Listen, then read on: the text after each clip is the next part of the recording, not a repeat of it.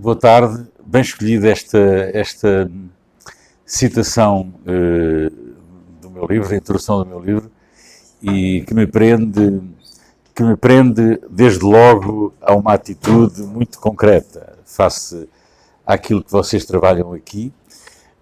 Mas antes de entrar no tema, quero agradecer o convite do professor Márcio Capelli, da Universidade Metodista de São Paulo.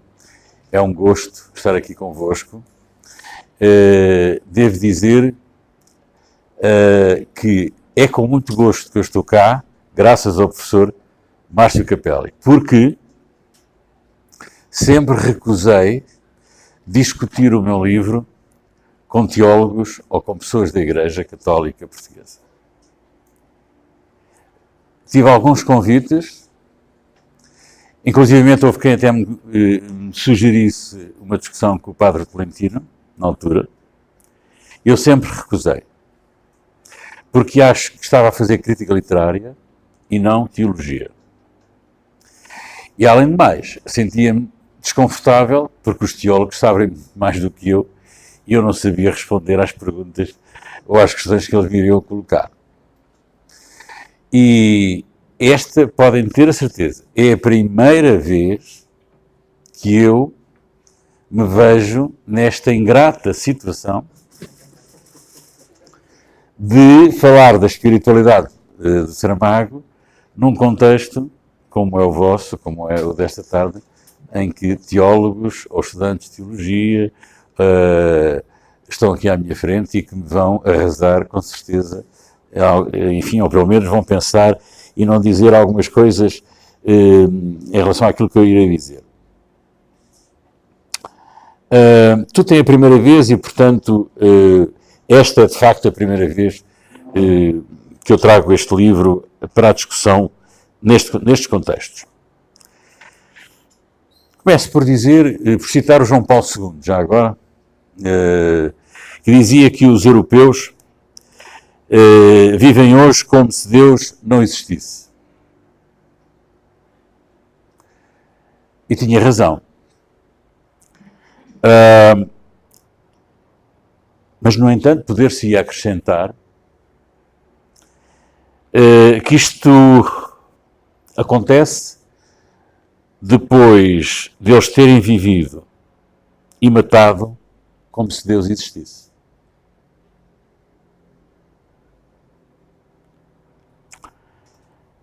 A fé não se perdeu, acho eu, mas a religião já não dita a nossa existência.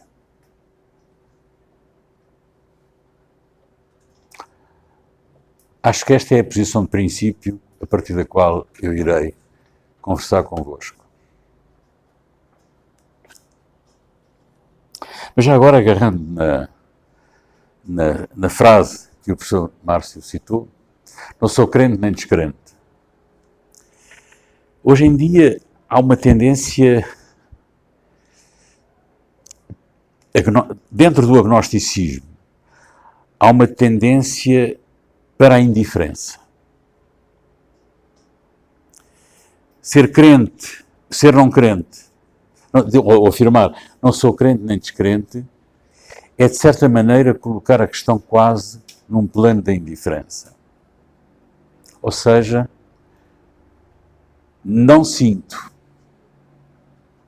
Aguentem, porque de facto não pensamos da mesma maneira.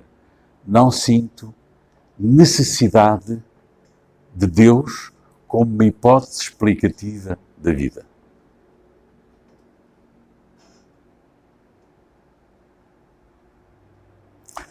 Dito isto, passemos ao Saramago, então, e à minha relação com o Saramago. Eu dei vários textos de Saramago na minha... eu sou professor aposentado. Portanto, da Faculdade de Letras de Lisboa, da Universidade de Lisboa, com certeza, mas aposentado. Quando me aposentei não foi não foi por limite de idade, mas sim por limite da paciência, porque a vida académica às vezes é muito, sobretudo nestes tempos, é demasiado perversa em muitos casos. Então, mas durante muitos anos, nos seminários de mestrado e doutoramento, enquanto nós tínhamos os dois níveis juntos, eu dava romances de Saramago e ficava sempre com a ideia, e os meus alunos também, porque os alunos, vocês constituem um laboratório para os professores. Muitas vezes nós estamos a experimentar abordagens convosco e ver como é que vocês reagem. Muitas vezes dei por mim a pensar com alguns dos meus alunos que de facto havia nos romances de Saramago que nós estávamos a estudar uma dimensão que não era propriamente a dimensão do ateu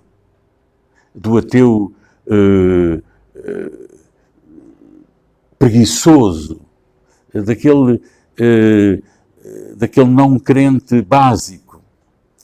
Havia uma dimensão a que eu gostaria então depois de chamar de preternatural. Não é sobrenatural, é preternatural. Ou seja, não sei se vocês conhecem muitas obras de Saramago, mas em todas elas, enfim, quase todas, pelo menos, há momentos em que as coisas acontecem devido a situações difíceis de explicar racionalmente. Por exemplo, a jangada de pedra. O que é a jangada de pedra? É a Península Ibérica. Saramago é um iberista. Portugal e Espanha deviam estar juntos, etc. E a Península Ibérica separa-se da Europa e vai a flutuar pelo Atlântico e tal. Mas separa-se como? Porque há uma mulher espanhola, Joana Carda, que agarra numa vara e nos Pirineus, que liga a Península Ibérica à Europa, ao resto da Europa, França, traçam um risco no chão. Naquele momento, aquele chão dá origem a uma separação da Península Ibérica do resto da Europa. Estamos no domínio literário da alegoria, sem dúvida. Mas estamos também perante uma percepção que não é estritamente racional do acontecimento da separação. No mesmo romance, há um conjunto de pássaros que esvoaça estranhamente em torno das personagens que, entretanto, andam, depois quando a jangada de pedra, que é a Península Ibérica, anda pelo Atlântico, há um conjunto de pássaros que estranhamente anda a rodear as personagens. Qual o significado daqueles pássaros? O significado é aquilo que nós quisermos que seja, porque o Saramago não explica, mas tem uma espécie de transracionalidade no próprio acompanhamento da natureza, dos pássaros, dos seres humanos que procuram a felicidade dentro da jangada de pedra. Blimunda, Memorial de Convento. Blimunda capta as vontades humanas para fazer subir a passarola que é criada pelo padre Bartolomeu Lourenço de Gusmão. Conhecem esta história da passarola do Memorial do Convento? Não vou contar cada vez que mas é uma mulher que tem o poder de captar vontades. E dá essas vontades ao padre cientista que quer fazer voar a passarola, que as coloca dentro de uma esfera e que são essas vontades que a Blimunda capta com o olhar, e se ela estiver em jejum, porque se não estiver em jejum já não capta, portanto, todas as manhãs ela come um pedaço de pão para não captar a vontade e a alma do companheiro dela, Baltasar Sete Sóis. O que é isto? É a alegoria literária, com certeza, mas é uma dimensão transracional que nós encontramos na ação desta Blimunda. Não vou falar de mais romances, mas em todos os romances há situações do mesmo tipo. E então, a questão surgiu. Não será que nós estaremos perante o privilégio de algo que não é explicável, que existe oculto na relação entre os homens no sentido de ser humano, há algo que existe oculto na relação entre os homens e que não é explicável pela estrita racionalidade? Esta é a primeira interrogação. A segunda é o interesse de Saramago pela história religiosa da Europa. Qual é o primeiro título dele? Terra do Pecado. Léxico religioso. Qual é o segundo livro dele? A Segunda Vida de Francisco de Assis, onde ele põe Francisco de Assis a regressar e a ajudar os pobres e a ser perseguido por ajudar os pobres. Qual é o outro livro que se segue? In Nomine Dei, uma peça de teatro que tem a ver com os anabatistas de Münster no século XV. Depois, o Evangelho segundo Jesus Cristo. Depois, Caim. Quem estivesse de fora pensava, bom, mas isto é um homem religioso, altamente religioso. Não, isto é um homem altamente ateu. Eu ainda há pouco dizia ao meu colega que nós podemos abandonar o cristianismo, mas o cristianismo não nos abandona. E isto passou-se com o Saramago. O Saramago é o melhor exemplo, aliás, ele nunca negou isso também. É o melhor exemplo, de facto, o cristianismo não nos abandona. Mas ele olha para o cristianismo com um olhar humano, demasiado humano. E vê Jesus, eu não consegui dizer aquilo que vos vou dizer agora, que é, não consegui dizer justificadamente no texto, no meu livro. É quase como um alter ego do Saramago. Mas Jesus é uma espécie de emblema daquilo então que finalmente eu achava que poderia ser a espiritualidade ou a realização da espiritualidade laica do Saramago. Deixem-me vir para aqui. Vários foram os autores que olharam para esta tendência do Saramago, nomeadamente brasileiros, como sendo um autor altamente religioso por estas razões. Não. Não há religiosidade em Saramago. Ele não é um homem religioso. Para isso, era preciso que ele fosse crente. E esta é a minha leitura. Era preciso que ele fosse crente. Ele não é crente. Mas é um homem altamente espiritual que se revê, designadamente, em figuras espirituais do cristianismo, como Francisco de Assis, como Jesus e como algumas outras figuras que contrariam a história terrível de assassinato da Igreja Católica ao longo dos séculos.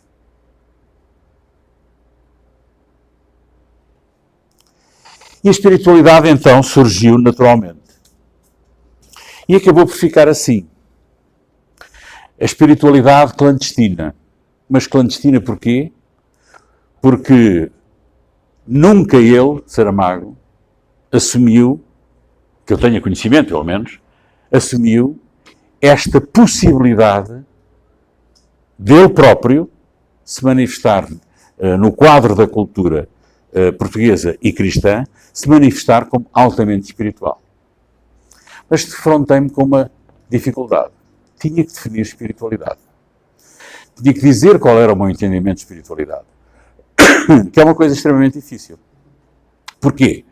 Porque na nossa cultura ocidental, espiritualidade igual a religiosidade.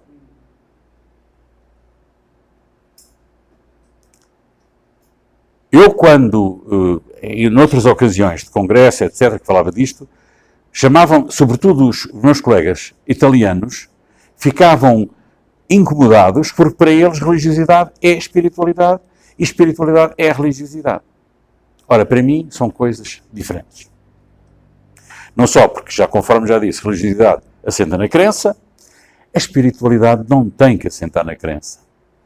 A espiritualidade, digo eu neste meu livro, pode e deve ser entendida como o estado poético do espírito. O que é o estado poético do espírito? Para já é um entendimento claramente literário, mas o estado poético do espírito é um modo de estar fora do meu próprio limite racional.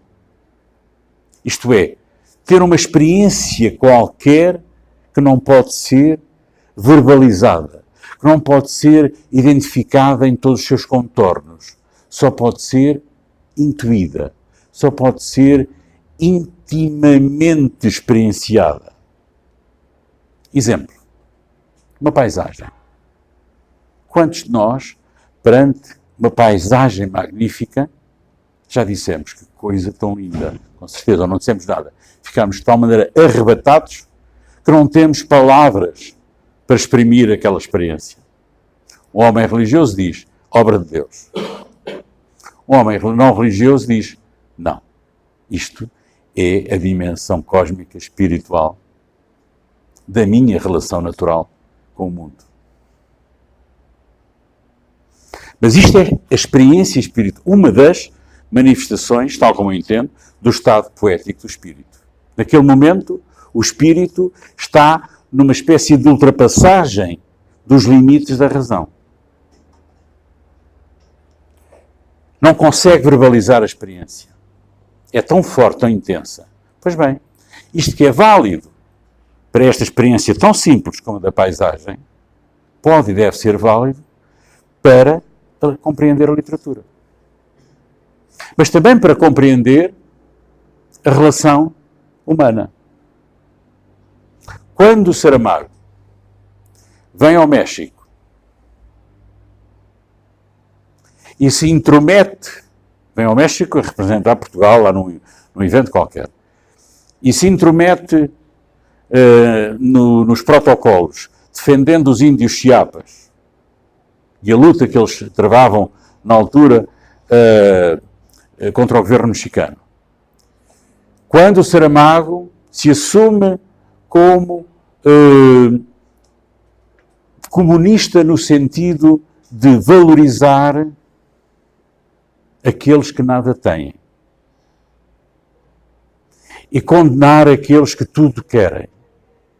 Naquele momento, eu encontro uma dimensão espiritual nessa mesma relação humana com o mundo.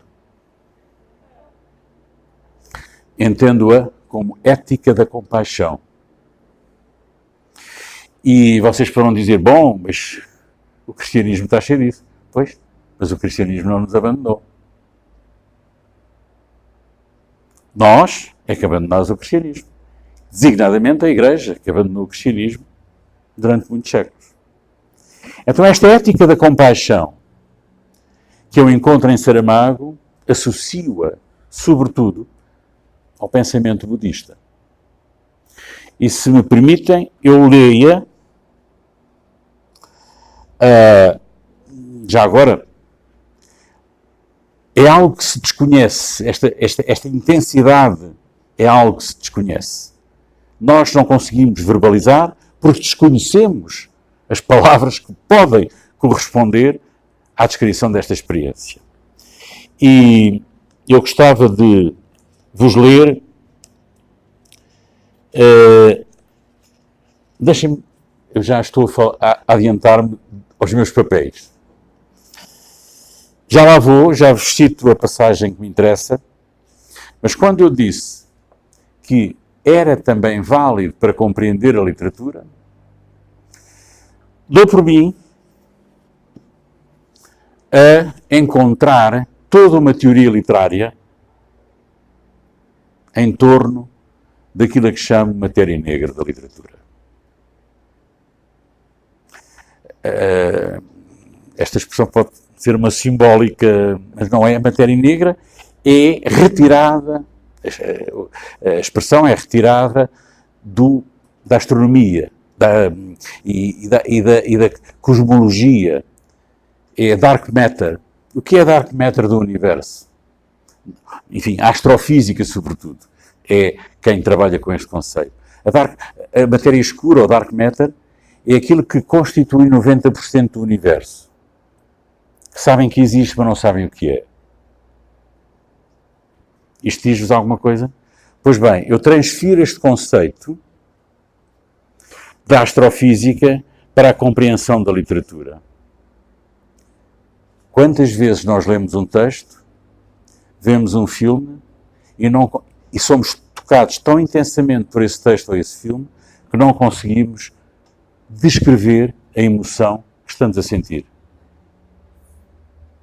É o silêncio que melhor nos identifica.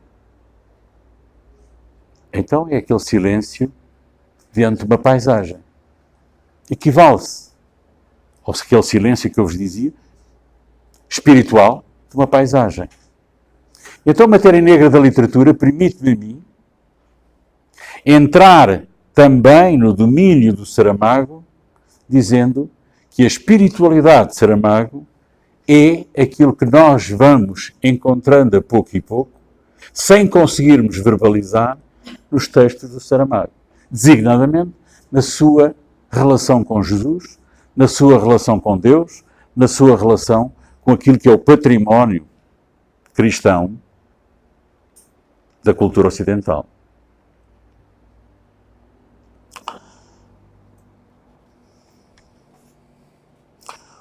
Os dois romances bíblicos de Saramago, o Evangelho segundo Jesus Cristo e Caim, que desencadearam polémicas atrás de polémicas, eu só gostava de vos ler as 5 definições de Deus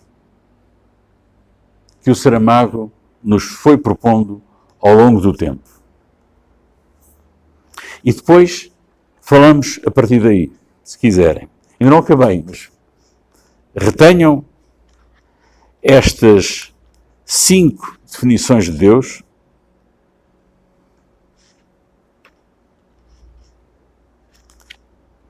Primeira, Deus é o silêncio do universo e o homem o grito que dá sentido a esse silêncio. Eu repito. Deus é o silêncio do universo e o homem o grito que dá sentido a esse silêncio. Bonito, não é? Segunda, Deus não precisa do homem para nada, exceto para ser Deus. Terceiro, cada homem que morre é uma morte de Deus. E quando o último homem morrer, Deus não ressuscitará. Quarto, os homens, a Deus, perdoam-lhe tudo. E quanto menos o compreendem, mais lhe perdoam. Quinto, Deus, 2 pontos. Um todo arrancado ao nada, por quem é pouco mais que nada. Digam-me que teólogo é que conseguiria chegar a estas 5 definições de Deus. Impossível. Porque há aqui uma presença humana tão forte na configuração de Deus que Deus só existe porque o homem existe. Faz com que Deus só exista porque o homem existe. Não é um ateu preguiçoso que faz isto. É um ateu que se interroga sobre a Deus como possibilidade, Deus como construção do próprio homem.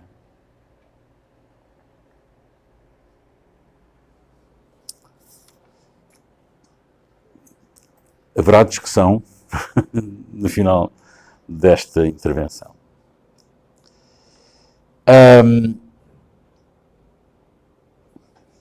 Isto faz-me, a mim próprio, como alguém que se quer encontrar em todo este conjunto de situações culturais.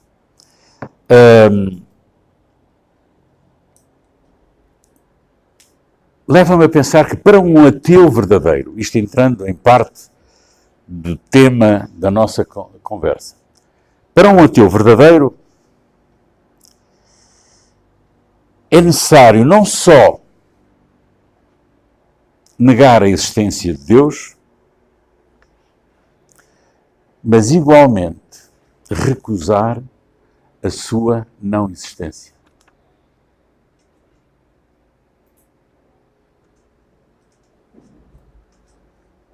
Querem que eu repita?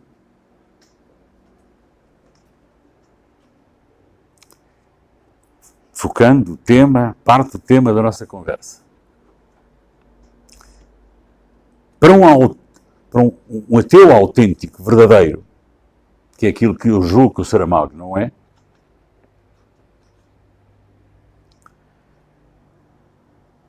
não basta negar a existência de Deus, que é a visão clássica. É preciso também negar a sua inexistência.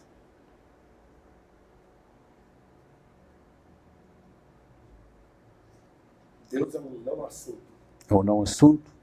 É um assunto que é a visão clássica, mas também é um não assunto. É inexistente. Isto é um desafio a todos os teólogos.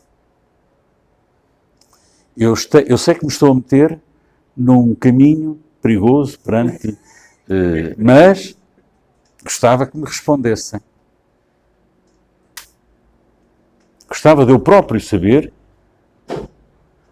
nesta assembleia de teólogos ou futuros teólogos, seja o que for, gostava de saber se de facto esta dimensão do ateísmo faz sentido ou não. Para ser um ateu verdadeiro, que é aquilo que eu acho que o Saramago não é, como se prova por estas, não basta só negar a existência de Deus, mas também a sua inexistência. Isto não tem sido, isto é uma aporia. Há aqui alguém de filosofia. Isto é aporético. Mas vocês, teólogos, é que têm que dar saída a isto.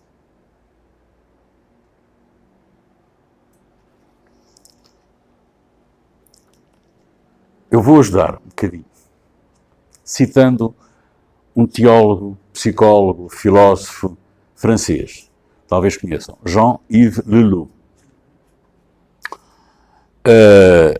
em que ele diz que Deus não existe. Teólogo, Deus é. Deus é. Querem que eu leia a passagem que é interessante do Jean-Yves Leloup? Querem? E que me ajudou-me a situar, mais uma vez, o modo como Saramago acaba por, clandestinamente, eu não me interessa se ele estaria ou não de acordo comigo, francamente, e provavelmente eu não estaria de acordo comigo, mas é-me indiferente, quer dizer, ele era um homem inteligentíssimo e provavelmente dizia, está bem, com aquele ar desplicente, está bem, pronto, está bem, com certeza, mas não me interessa, francamente, a opinião dele. Então diz este teólogo francês, psicólogo e filósofo: Deus não existe. Ele é.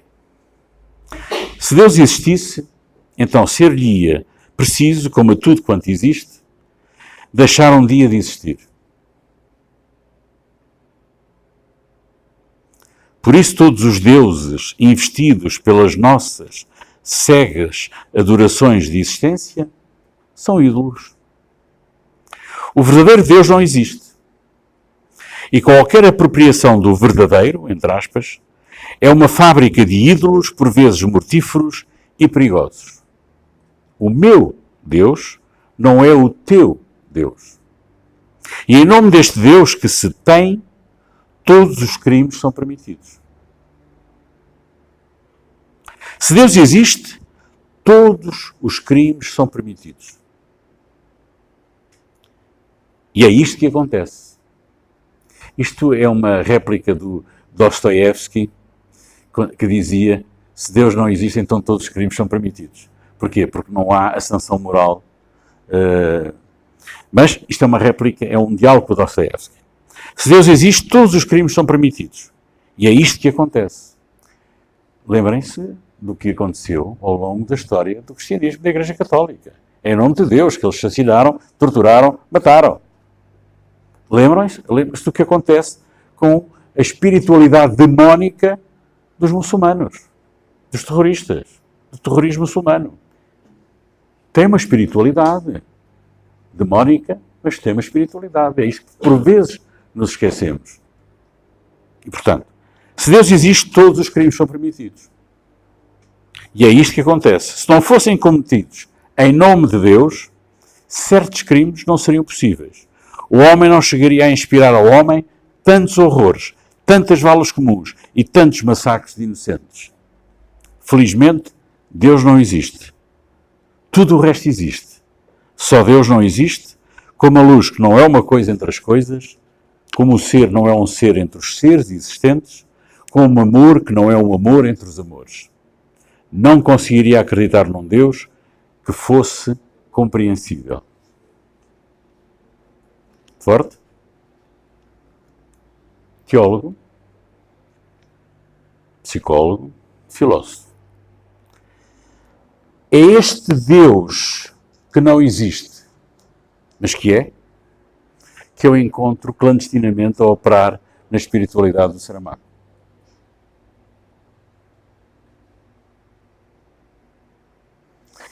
É este Deus que não existe, ou que só existe como construção humana, que ele interpela no Caim violentamente, chama-lhe todos os nomes, pelas mortes que causou, pela legitimação das mortes que em nome dele se praticaram.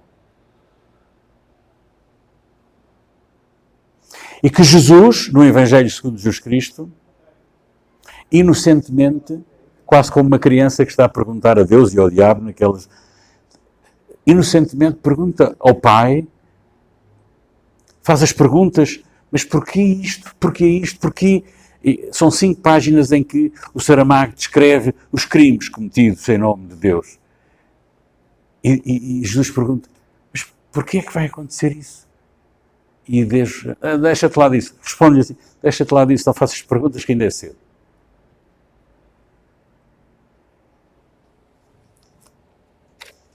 Então, voltando ao Caim,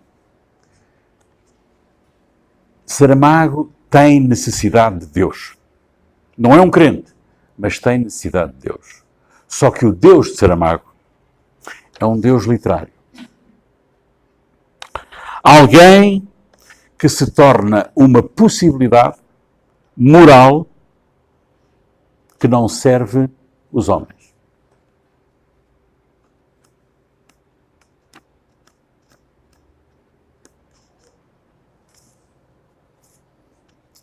Vinha no caminho a perguntar, será que eu não vou ser ofensivo?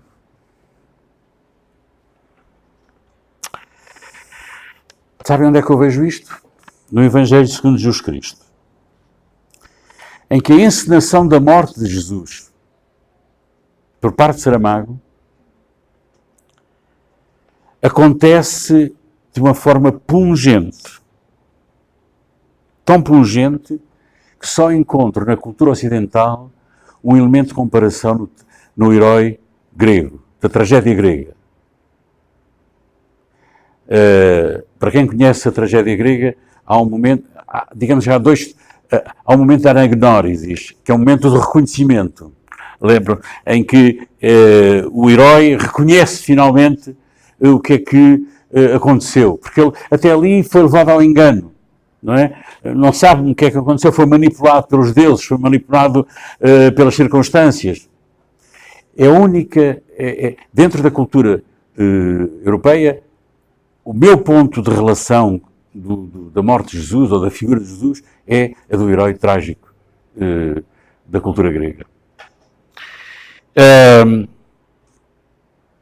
Deixem-me ler, posso ler?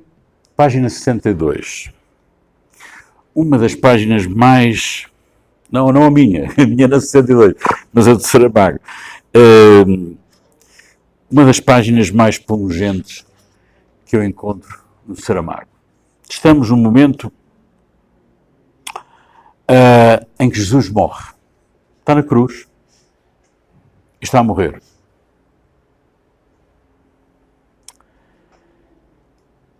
o que nós vamos ter Deus usou o seu filho como um instrumento de morte. Ouçam Saramago.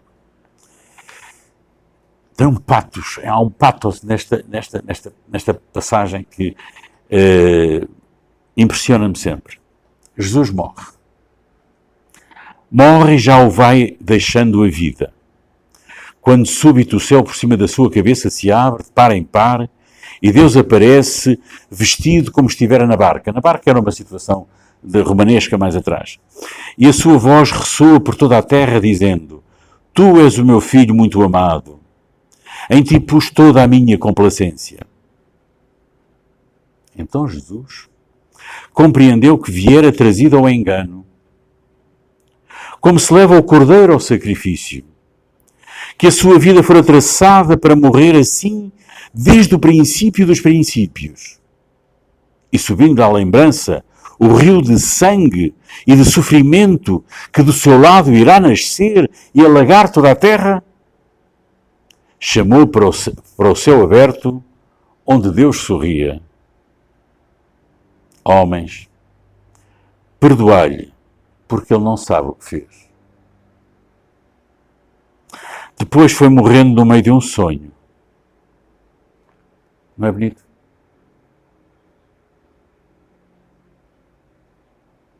Deus utiliza o seu filho como um instrumento de crime da humanidade. Mais à frente, nós vamos encontrar Jesus a perdoar ao Pai a morte que lhe causou. Nós vamos encontrar e vamos lidar com o perdão do imperdoável. O que é? Está calor, não é? É isso? Não, está barulhento. Diga? Está barulhento, estamos correndo da sua voz. Ah.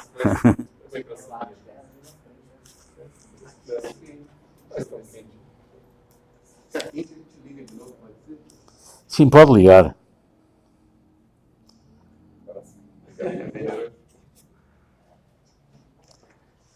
Nesta frase nós temos, nesta passagem nós temos: homens, perdoai-lhe porque ele não sabe o que fez. Isto é a inversão total daquilo que nós conhecemos e aprendemos. Mas reparem, esta é a lição mais sublime que um homem como Saramago nos pode dar sobre Jesus. É que Jesus pede o perdão do imperdoável. O perdão só faz verdadeiramente sentido quando nós perdoamos aquilo que não tem perdão. Será que podemos perdoar a Hitler? Não é? Então, o perdão só existe quando se perdoa o imperdoável. E então, o que Jesus surge aqui é como alguém que pede o perdão do imperdoável, que é o pai matar o filho. Ou utilizar o filho como um instrumento de morte dos humanos. Isto, meus amigos, para mim é sublime. Isto, para mim, é a dimensão espiritual de Saramago. Não de um crente fanático, mas também não de um ateu básico e ignorante, ou o que quer que seja. Um ateu preguiçoso.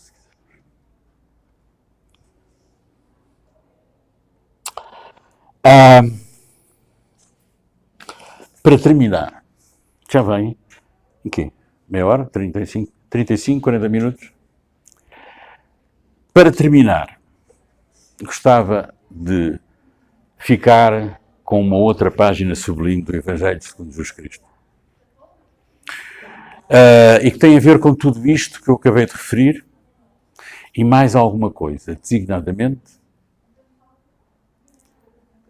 eu há pouco dizia que não me atrevia a dizer que Jesus era o alter ego de Saramago.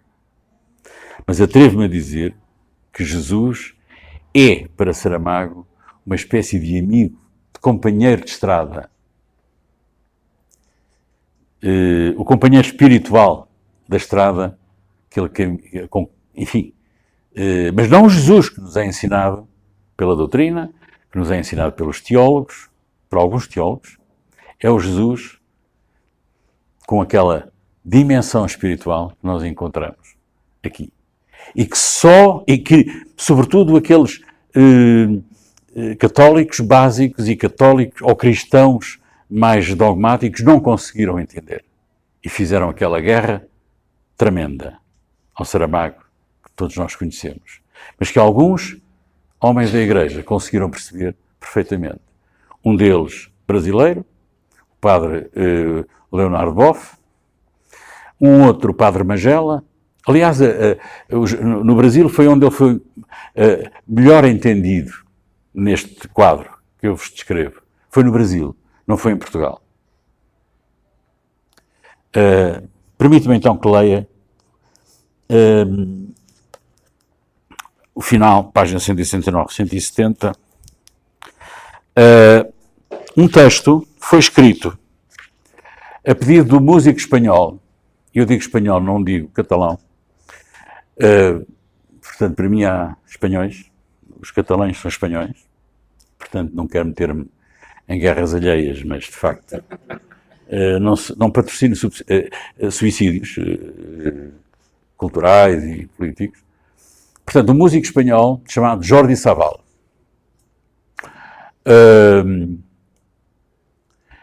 E foi pedido a vários autores que escrevessem um texto que ilustrasse uma peça do Haydn, Joseph Haydn,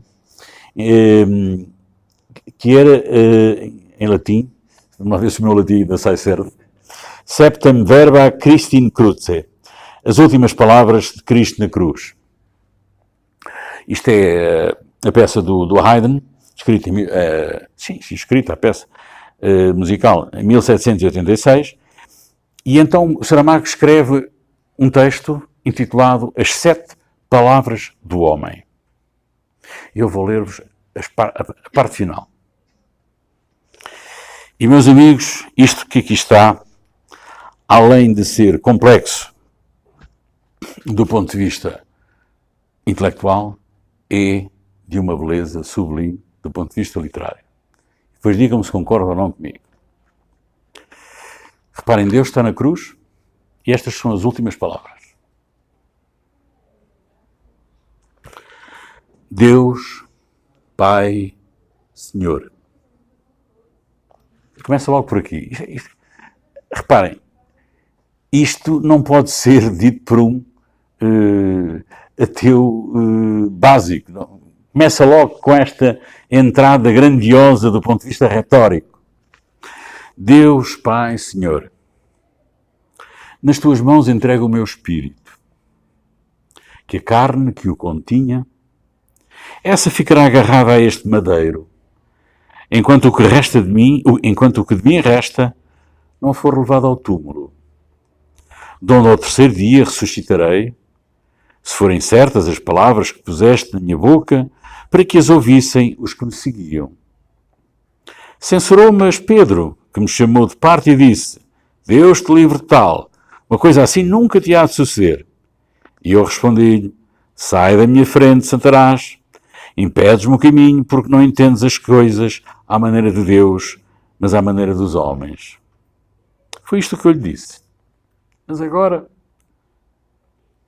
Deus, Pai, Senhor, agora que o meu espírito já deve ter chegado às tuas mãos, permite-me que procure, também eu, entender as coisas à maneira dos homens. Poderá o meu corpo, sem um espírito que o anime, levantar-se e sair do sepulcro, arredando a pedra que lhe tapa a entrada? E outra pergunta mais. Que sucederá comigo durante esses 3 dias? Apodrecerei? Será já com os primeiros sinais de podridão na cara e nas mãos que me apresentarei diante de Maria Madalena? Vivi no mundo como homem durante 30 anos. Primeiro criança, depois adolescente, depois adulto, até este dia. Se te vi coisas que estás farto de saber, é para que compreendas por que razão aparecerei a Maria Madalena antes que a qualquer outro. Acabámos. Representei o meu papel o melhor que podia. O futuro dirá se o espetáculo valeu a pena. E agora? Deus, Pai, Senhor, uma última pergunta. Quem sou eu? Em verdade, quem sou eu? Isto, meus amigos, é de um grande escritor, de um alcance espiritual que não se confunde com alcance religioso, de um alcance espiritual raro em qualquer literatura. Portanto, muito obrigado por me ouvirem, espero que não tenha sido ofensivo, enfim, pelo menos estimulante de alguma coisa. Muito obrigado.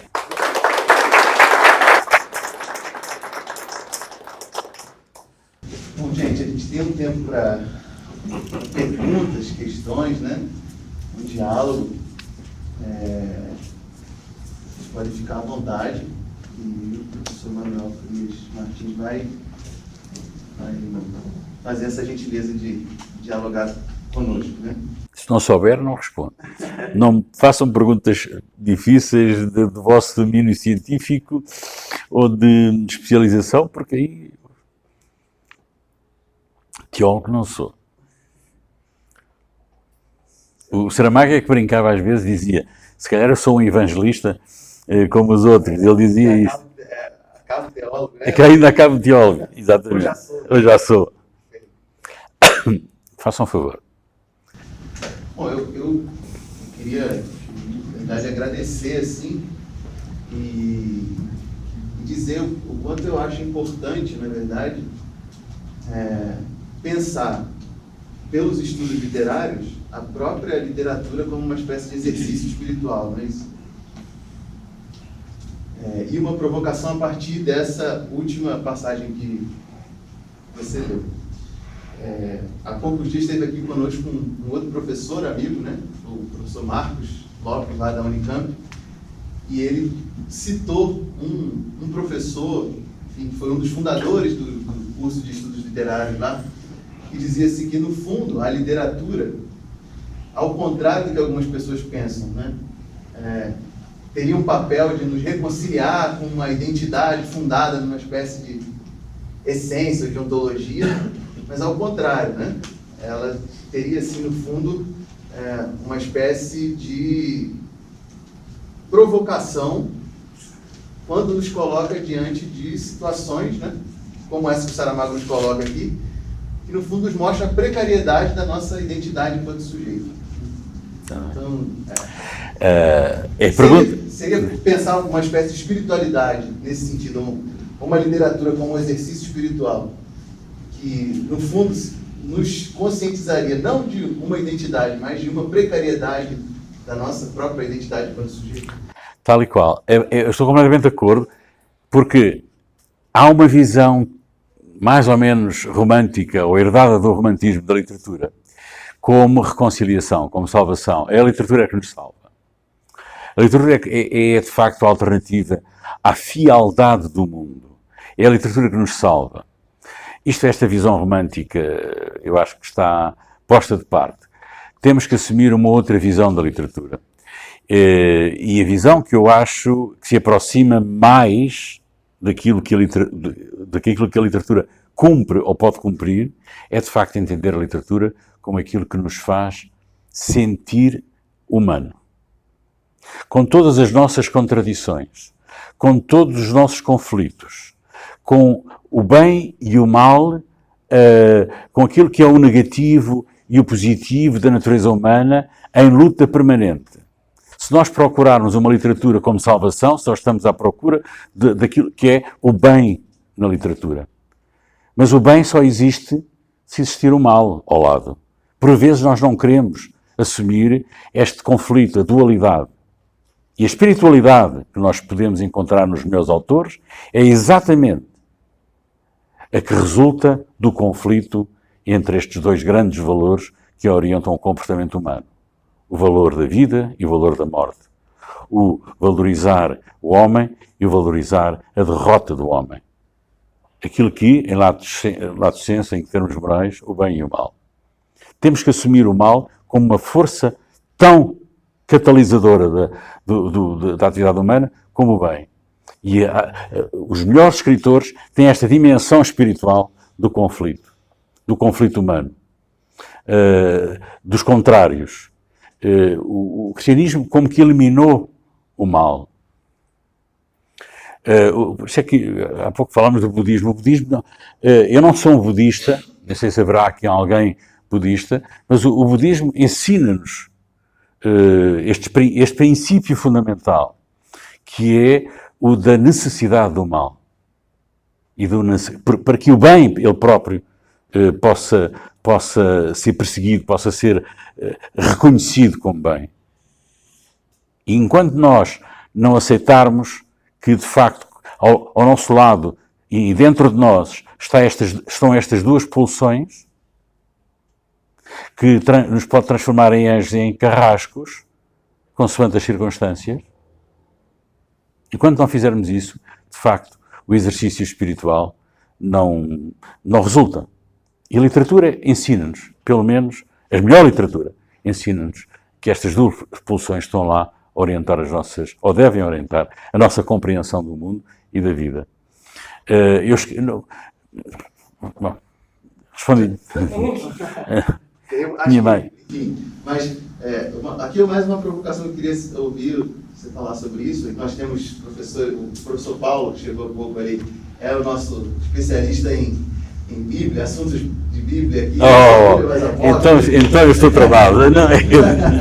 Mas, do ponto de vista assim, literário, né? Porque no começo do seu livro você começa falando sobre a Bíblia enquanto literatura. Também, Sim. Que valor enquanto uma espiritualidade, digamos assim, não necessariamente religiosa, não sei se dá para fazer essa distinção no texto bíblico, mas enfim, de um terceiro, né, que olha para a Bíblia não do ponto de vista religioso, que valor essa literatura, né, enfim, teria? Acho que passa por essa, você já respondeu de alguma maneira, mas enfim. A Bíblia como literatura é um tema que às vezes é desconfortável, porque a Bíblia não tem sido considerada como texto literário. Tem sido considerada como texto orientador de doutrina, não é? E quem é que faz a doutrina? É os homens, consoante as circunstâncias das suas vidas, dos seus tempos. Portanto, a Bíblia muitas vezes não tem culpa daquilo que os homens fizeram. É um conjunto de histórias que depois são interpretadas pelos homens, corrija-me se estiver enganado, que são histórias que são interpretadas pelos homens consoante as necessidades de cada tempo. E que dão as doutrinas que nós conhecemos. Mas a própria Bíblia, e o Saramago dizia que era um manual de maus costumes, não é? Lembra? Ele dizia isto. De facto, a Bíblia é um dos textos mais... O Paul Ricoeur, que nós estávamos a falar há pouco tempo, o Paul Ricoeur tem...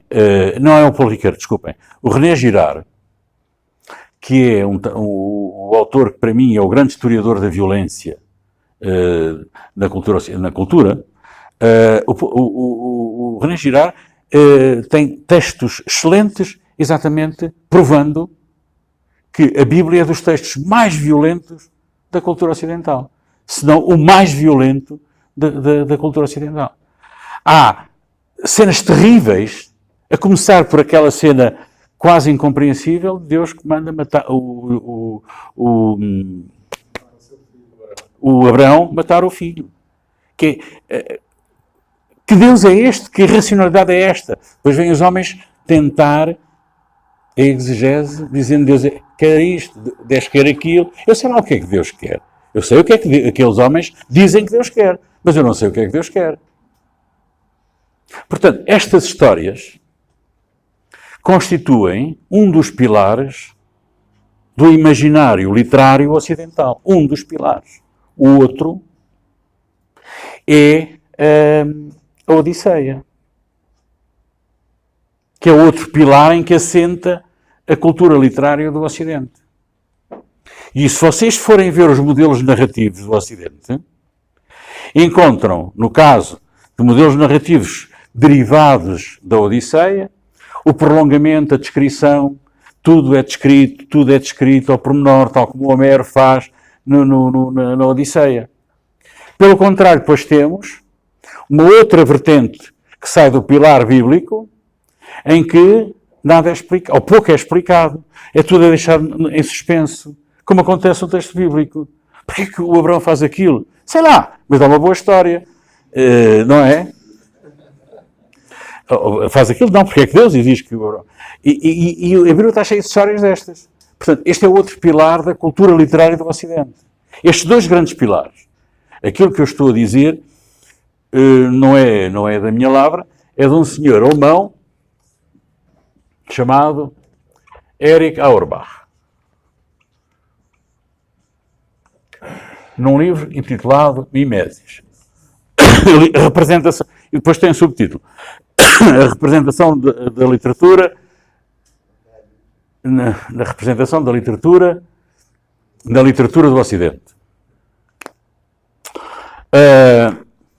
Isto é um texto, é um livro dos anos 40, final dos anos 40, escrito durante a guerra até, e depois terminado já depois da guerra, mas é de facto ainda um texto nuclear para nós percebermos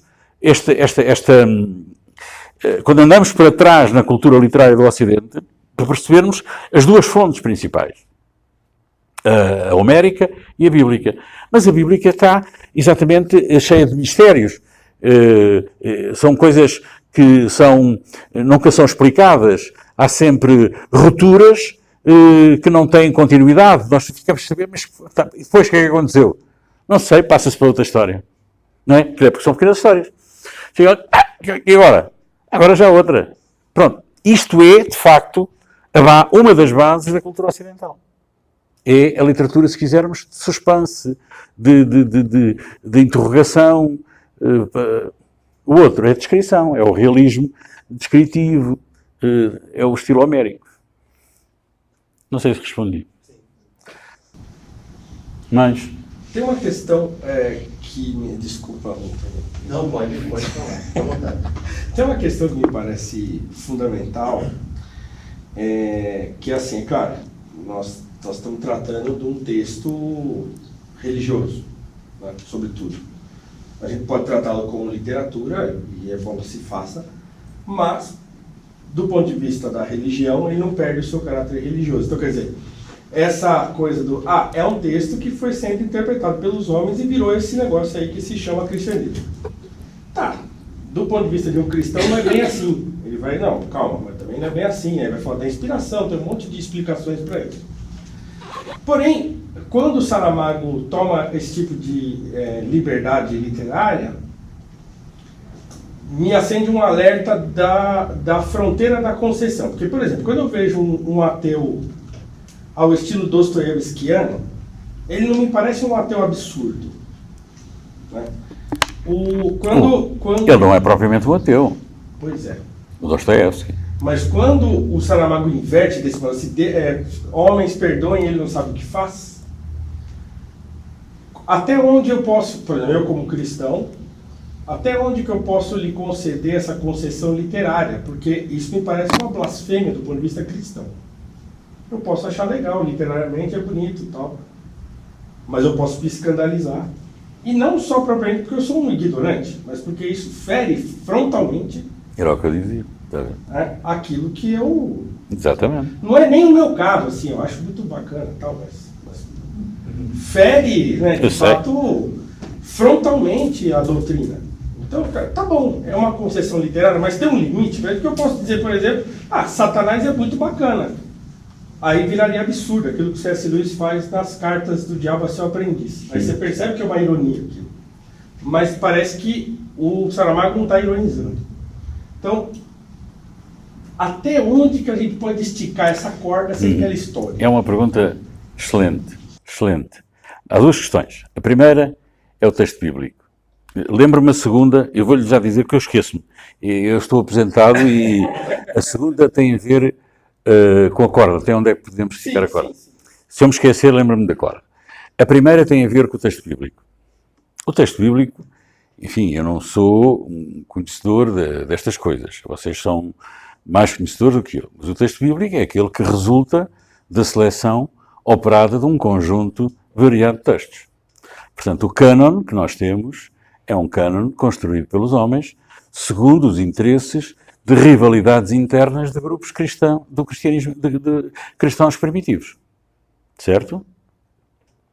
Isto quer dizer que há mais para além daquilo que é conhecido. Ou havia mais para além daquilo que era conhecido.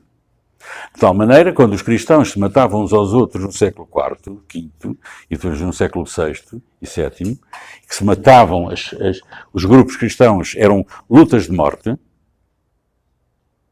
era pela pureza da doutrina. Cristo já tinha ficado lá atrás. Cristo nunca escreveu nada. Nunca escreveu nada. E, portanto, se Jesus não escreveu nada, é porque ele, de facto, deixou aos homens a possibilidade de se matarem uns aos outros também. Em nome dele. Então, os textos que resultaram destas lutas entre cristãos, lutas de morte entre cristãos, é aquilo que nós temos. Porque os textos ditos apócrifos, ou qual é o outro nome? Os epígrafos. Epigráficos. Epigráficos ou epígrafos? Epígrafos. Tenho que corrigir. Eu dizia epigráficos. Eu escrevi epigráfico. Pode ser as duas coisas. Esses textos, se calhar, traziam-nos uma outra mensagem de Jesus. Uma outra mensagem de Jesus, que não esta. Hã? Adoro esse negócio. Adoro esse. Pronto, mas os textos... Nada assim, ó. Cabeça dentro d'água. Os textos gnósticos que foram descobertos no século IX, na Hammadi, e que deram origem a uma aventura estilo James Bond para a Igreja Católica apagar aquilo, não é? Portanto, esses textos dão-nos outras mensagens que não aquelas que são conhecidas. Portanto, a doutrina dos homens. A doutrina dos homens. E é uma doutrina consoante as circunstâncias do tempo, de cada tempo, das relações de poder, sobretudo, de cada tempo, dentro das comunidades cristãs. Relações de poder. Eu não, quer dizer, aqui eu não arrisco mais nada, embora pense mais alguma coisa, mas não arrisco mais nada. Designadamente o grupo das mulheres e o grupo dos homens. Depois de Cristo, de Jesus ter desaparecido. Mas estas são outras histórias. Qual era a outra questão? Mas isso, de certo modo, Portanto, responde a segunda a doutrina... De onde a gente pode, até onde a gente pode esticar. Mas antes da corda, a doutrina é uma doutrina dos homens. Nós não podemos, de facto, invocar a doutrina como sendo algo que emana de um Deus construído pelos homens. Não podemos fazer essa ligação.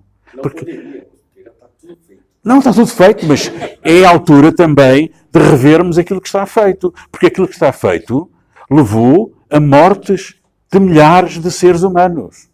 Mas levou também à construção.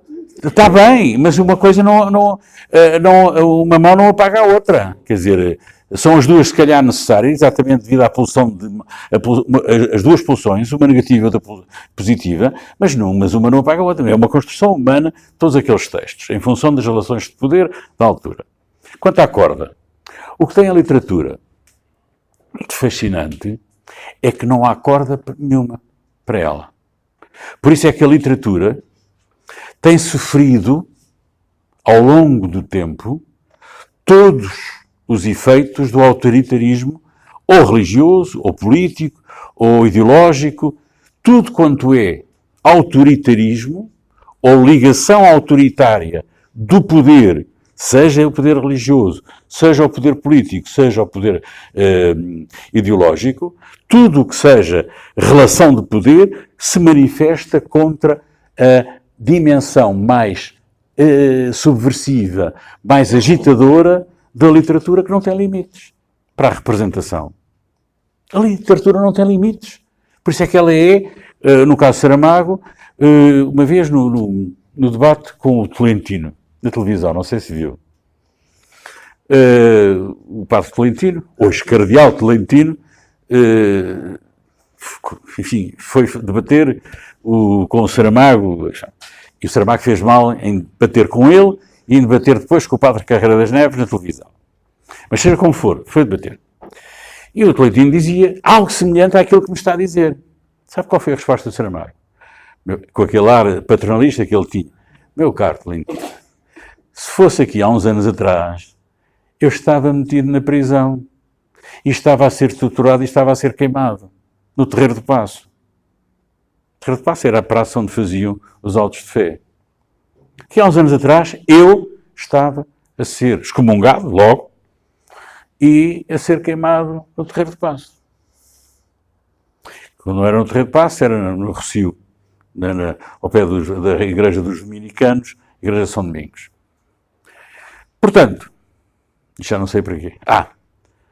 Excomungado. O Saramago não foi excomungado. Também, para ele, era indiferente. Mas não foi excomungado, mas andou perto disso. O Vaticano fez o possível por cortar todas as vias de reconhecimento dele como escritor. Mas não excomungou ele, mas excomungou um teólogo que eu admiro imenso, que ele admirava imenso, que era o Hans Küng. Conhecem? Teólogo alemão. Que ele, Saramago, admirava imenso. É o homem que escreveu, é o homem que quase fundou, e foi um dos fundadores, do Parlamento das Religiões, escreveu a declaração, que é uma declaração magnífica de entendimento dos homens de várias religiões, o entendimento a partir de princípios básicos comuns a todas as religiões. Mas bem, este homem foi excomungado. Um teólogo. Portanto, em nome de quê? Eu não sei. Em nome de Deus? Então é o Deus que o Saramago invetiva no Caim. Portanto, não sei mais o que ia dizer. Mais. Diga. Professor, desculpa, eu cheguei atrasado, não vou ler aqui a ver o senhor, mas eu deixo depois que o Vitor está gravando, depois eu vejo no vídeo. Vitor, foi uma pergunta para o senhor. Eu gostei muito quando você falou da luta entre os opostos, né? E parece que o Heráclito de Efésio foi o primeiro a teorizar, digamos assim, acho que não foi em 40 e pouco, ele vai falar sim. Digamos assim, a luta entre os opostos como um princípio regulador da realidade. Exatamente. Não tem como fugir disso. O senhor acha que, para o Saramago, assim, dois tipos de maus, talvez a gente possa localizar, um externo e um interno, de nível psicológico, um outro nível, né, fora. Em Saramago a gente teria esses dois tipos, essas dualidades do externo, do interior, do centro do periferia, esses dois movimentos de mal, de luta entre opostos, e depois eu queria que o senhor falasse um pouco sobre a admirável posição política do Saramago. O senhor deve ter conhecido ele muito, né? Vamos lá ver. Isto, agora, o exterior e o interior. Eu entendo o exterior, assim, colocado dessa maneira, o exterior pode ser muita coisa. O interior sabemos nós que são as pulsões que existem dentro de nós. A pulsão de vida, a pulsão de morte, eros, thanatos, aquelas coisas todas que nós sabemos. E que são ou não resolvidas e que formatam a nossa personalidade consoante são ou não resolvidas estas pulsões. O modo como nós as fazemos coexistir ao longo da nossa vida até chegar ao momento em que a solução aparece e já não pensamos mais nisso. Quanto ao exterior, o exterior são as forças do poder. O poder, nós, por vezes, tal como eu entendo, por vezes esquecemos de que somos, em certa medida, marionetas das circunstâncias, e as circunstâncias são relações de poder, poder político, poder ideológico, poder material, poder religioso, entendendo o ideológico também como religioso, posso lá colocar o ideológico. Portanto, nós somos marionetas desta relação mais ampla do jogo de poder, por vezes nem nos apercebemos de que estamos a ser parte desse jogo, mas estamos. E então o que é que isto dá num escritor? Dá, por exemplo, um livro como A Caverna. A Caverna não é mais nem menos do que a representação desse jogo de poder que é exterior ao ser individual. O homem da caverna é um oleiro que vende os seus vasos e que de repente, para o centro comercial, e o centro comercial é a grande catedral do tempo, do nosso tempo. É onde nós vamos ao domingo, já não vamos à missa, vamos ao centro comercial. Não é? Pelo menos em Lisboa, em Portugal é assim. Aqui também deve ser. O centro comercial são as catedrais do consumo. E a caverna é isto mesmo.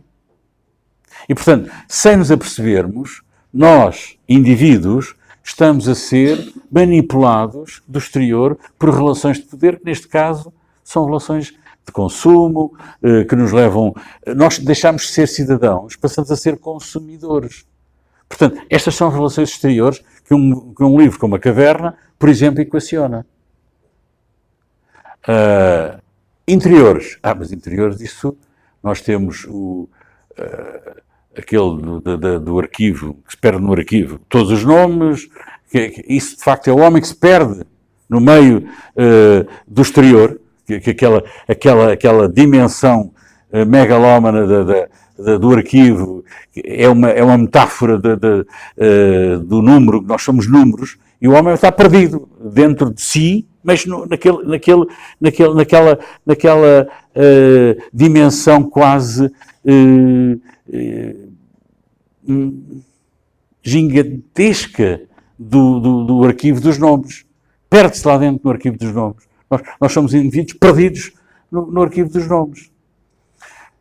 Não sei se isto responde em certa medida. Sim, parece-me que ao longo do tempo, na filosofia e na religião, parece que eles qualificaram esses dois caminhos, né? Porque se pegar o dinâmico da filosofia antiga, os conceitos de encrateia, de sofrosine, a religião, parece que essa luta interna parece que tem um valor maior, né? Parece que é mais importante a luta interior do que... Enquanto o indivíduo, porque a dimensão estritamente do indivíduo, da luta interior do indivíduo, colocada por si só, é o problema romântico, que a literatura romântica abordou e resolveu. E portanto, é o indivíduo que está em luta com todas as forças que estão dentro dele, mas isso no caso da literatura e na literatura e da arte, é um problema que o romantismo equacionou e que depois veio o realismo e veio dizer, não, calma lá, são as circunstâncias, é o exterior, é que importa. Estás aí, tu, indivíduo, aí preocupar-te única e exclusivamente, ou de uma maneira solipsista, digamos assim, sem sair de ti mesmo, sem considerar aquilo que te rodeia e que te está verdadeiramente a levar a ser aquilo que tu és. Portanto, os movimentos literários também são exatamente movimentos que decorrem da dinâmica mais ampla da sociedade, exatamente por causa disto. Demonstra-se isto. Professor, diga. Obrigado pela sua fala. Eu falo também na inspiração do autor que eu leio, que é o Cardoso Pires. Talvez o Saramago seja um autor em destaque pela maestria do narrador. Então ele tem um jogo de vozes que prioriza a figura do narrador. Ele é um exímio narrador. Né? Na sua construção do texto, na superfície do texto com as suas vozes, ele cria uma rede, né? Eu diria uma sinfonia de vozes. Talvez não polifonia, mas uma sinfonia de vozes. E agora eu pensando, né, até pelas formações que eu tive no Brasil sobre Saramago, eram formações que priorizaram o narrador Saramago, o contador de histórias. Será que, a exemplo de Cardoso Pires, ele também não lança o contínuo do enredo na personagem? Porque um traço marcante do Cardoso Pires, que é um autor que eu estudei, né? ele prioriza o enredo, a personagem é o enredo, vamos assim dizer. Saramago também não faria isso? Não. Não, é exatamente a diferença entre Saramago e o Cardoso Pires passa exatamente por aí. Saramago tem uma afirmação muito curiosa que eu cito aí num debate, quer dizer, não houve debate nenhum. Ele fez uma afirmação e eu depois discordei dele. Fez uma afirmação uma vez, escreveu uma vez na revista Ler, exatamente o contrário do Cardoso Pires.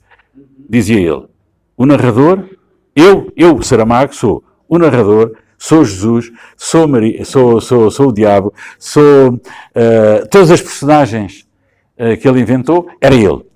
Portanto, o que ele estava a destacar era a dimensão biográfica ou autobiográfica da sua escrita. E dizia, o narrador sou eu, não há narrador separado. Eu sou o narrador, eu sou o diabo, eu sou Jesus, eu sou este, eu sou aquele. Portanto, ele concentra na personagem e não no enredo. E se nós formos ler qualquer romance dele, designadamente estes romances, aquilo que eu chamo os romances bíblicos dele, nós não encontramos enredo nenhum. Encontramos situações em que as personagens agem de determinada maneira, consoante a vontade do autor. Porque ele é controlador, até mais não. Ele é um controlador que às vezes irrita. Porque ele não deixa, muitas vezes não deixa espaço para nós seguirmos uma interpretação ou um caminho. Ele controla tudo. Aquilo que eu li, uma passagem que eu li, em que Deus diz, e depois foi morrendo no meio de um sonho, eu acabei aí. Mas ele diz, qual é o sonho de Jesus? Jesus estava em Nazaré, falava com o pai dele, com o carpinteiro, etc. Ele tem que dizer qual é o sonho de Jesus. Mas nós é que podemos dizer, bom, está bem, mas qual é o sonho? Nós podemos ir mais longe. Mas ele próprio, Saramago, está de tal maneira concentrado na personagem que tem que dizer qual é o sonho de Jesus. Que ele estava em Nazaré e estava com o pai na pescar e não sei o quê. São 2 linhas, mas é o suficiente para ele dizer, olhem lá, tem, sim senhora, tomem lá que eu também sei qual é o sonho de Jesus. Portanto, isto é o contrário do enredo. Não há enredo em Saramago. O enredo decorre das várias situações em que ele coloca as personagens. Ele é, sobretudo, concentrado nas personagens. E a polémica, enfim, polémica. Escrevi depois um texto de resposta a dizer que, sim senhora, ele pode dizer isso, mas muitas vezes, ou quase sempre, as personagens são sempre muito mais do que aquilo que o autor pode ser. Esta era a minha posição e continua a ser. E ele depois disse, depois está bem, tens razão, está bem, pronto, e agora? Porque as personagens, um autor rico é aquele que nos dá uma personagem em que ele, de facto, desenha ao pormenor, mas que, ao mesmo tempo, nós conseguimos fazer ir mais longe do que aquilo que o autor diz que ela é naquele contexto. Ou seja, o que eu estava a defender era, no fundo, a polivalência da própria personagem, a plurisignificação da personagem e a liberdade que o leitor tem de interpretar a personagem de um determinado modo. Pode ser ou não coincidente com aquilo que o autor lá coloca.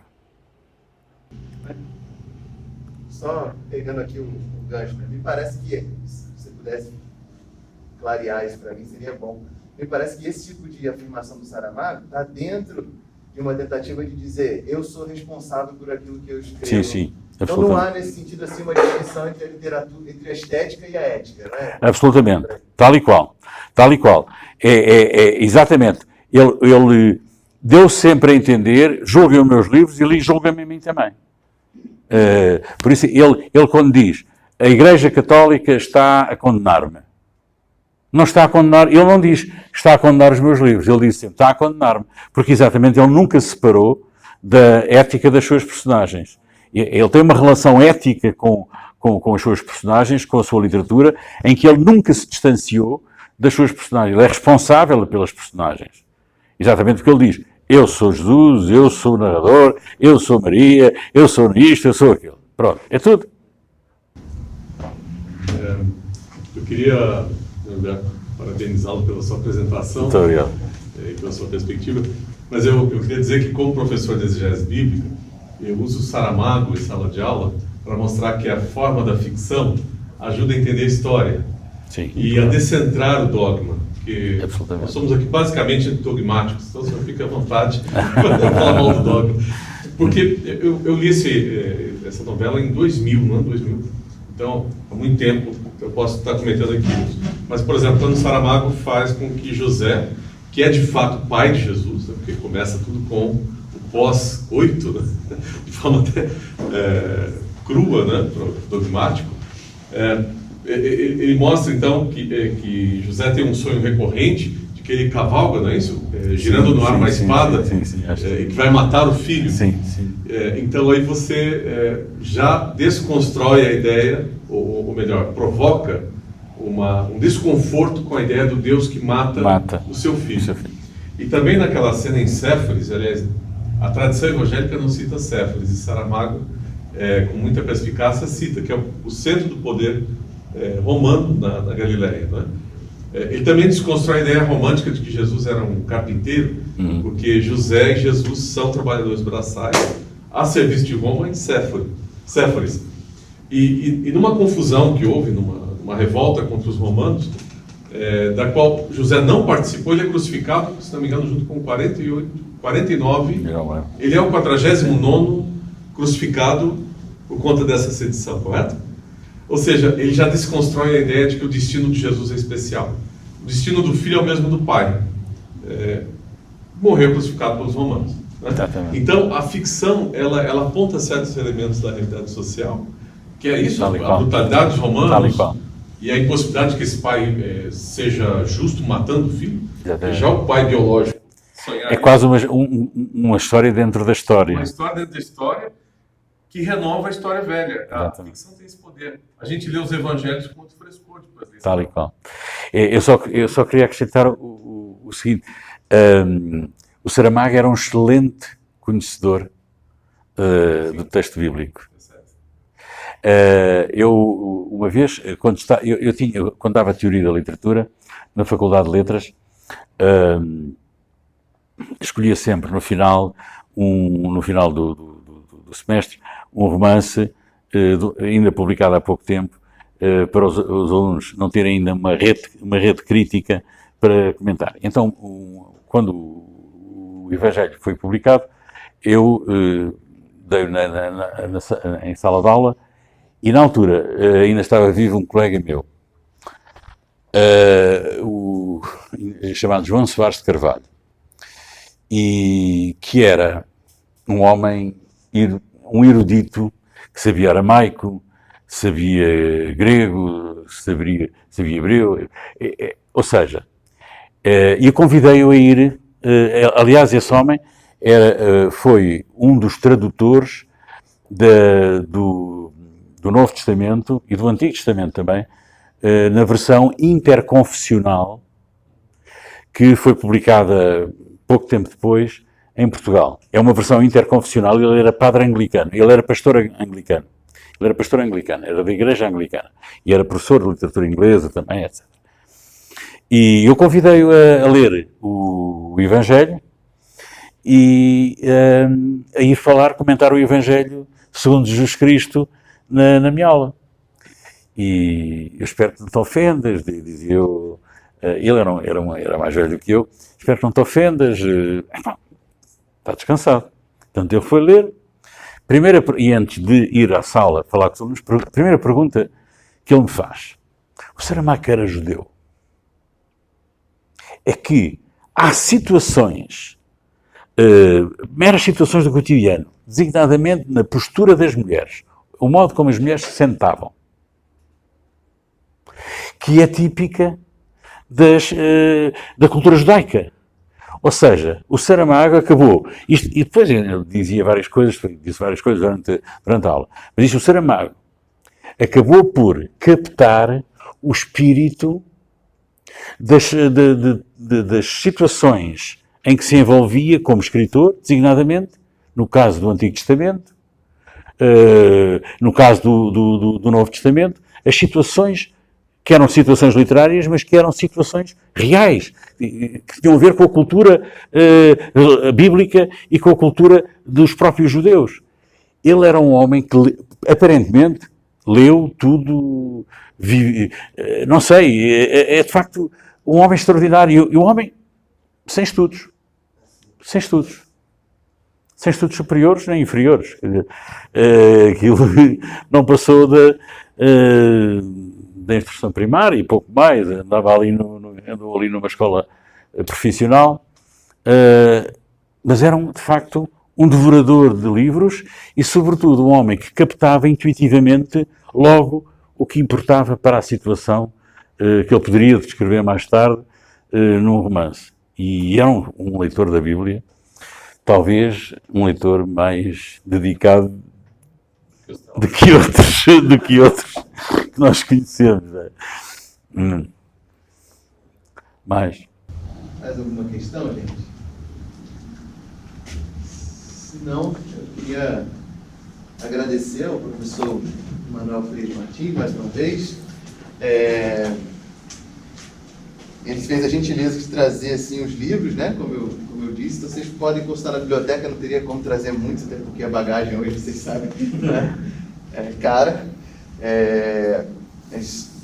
Eu queria terminar aqui com uma fala dele, na verdade. Eu tive a oportunidade de escutá-lo na entrega do prêmio Saramago, e a última frase do elogio ao autor, na ocasião que ganhou o prêmio, que foi o Afonso Reis Cabral, um romance, inclusive, chamado Pão de Açúcar, sobre uma transexual brasileira assassinada no Porto, né, na cidade do Porto, no ano de 2006.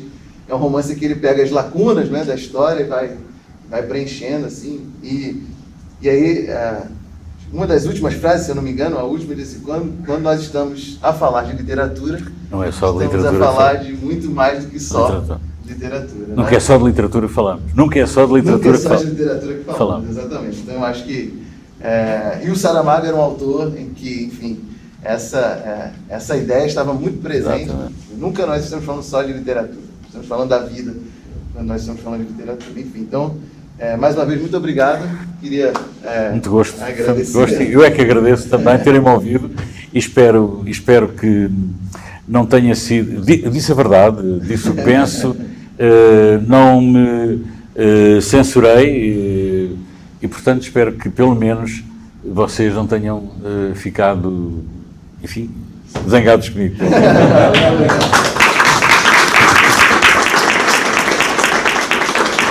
O senhor acha que disse alguma coisa? Você não viu aquilo ali? Diga. Se o senhor acha que disse algum absurdo, o senhor não confiou aquilo ali. Muito obrigado. Está bem, muito obrigado. Está bem. Mas eu tenho que ter isto em qualquer ação. Eu coloco numa pasta. Numa pasta, isso era bom. E o vídeo da participação do professor vai estar na página do grupo depois também. Só entrar lá no